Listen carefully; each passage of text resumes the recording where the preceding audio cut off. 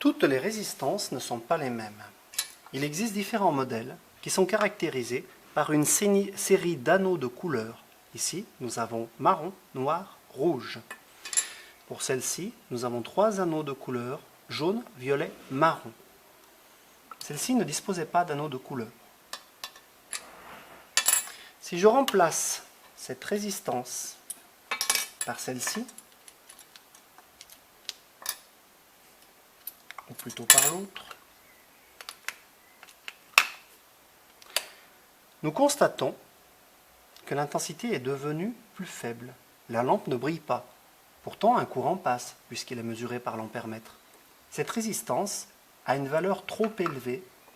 Elle résiste beaucoup. Peu de courant s'établit dans le circuit. Du moins, pas suffisamment pour que le filament de la lampe s'échauffe et brille. Si nous remplaçons cette résistance par l'autre résistance,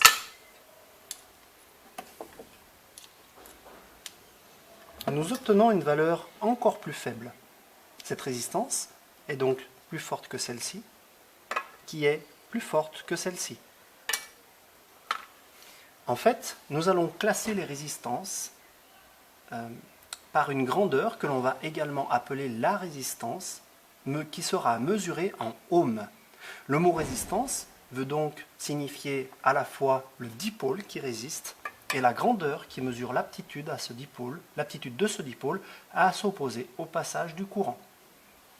Le multimètre que nous connaissons bien peut être utilisé aussi dans cette partie verte où l'on reconnaît le symbole oméga de l'ohmmètre. Nous pouvons ainsi mesurer la résistance en ohms de cette résistance.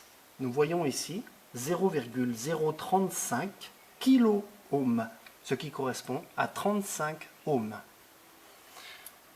Si nous faisons la mesure de résistance sur la seconde, nous obtenons une valeur supérieure à 2000 ohms.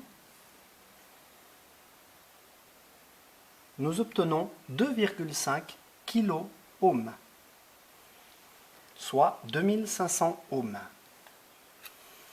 Si nous mesurons maintenant la résistance en ohms correspondant à la troisième résistance, nous trouvons 0,97 kilo-ohms, soit 970 ohms.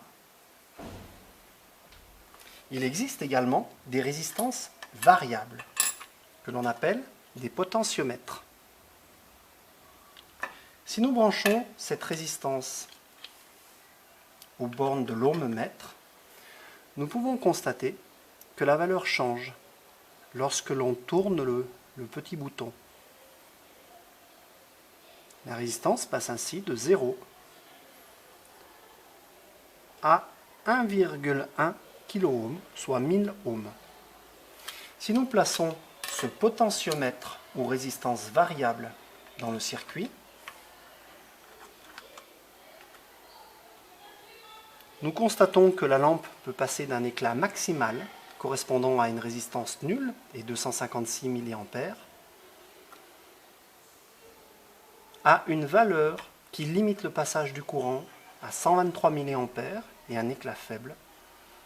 Je peux continuer à augmenter la valeur de la résistance jusqu'à obtenir l'extinction de la lampe, bien qu'un courant soit toujours établi dans le filament.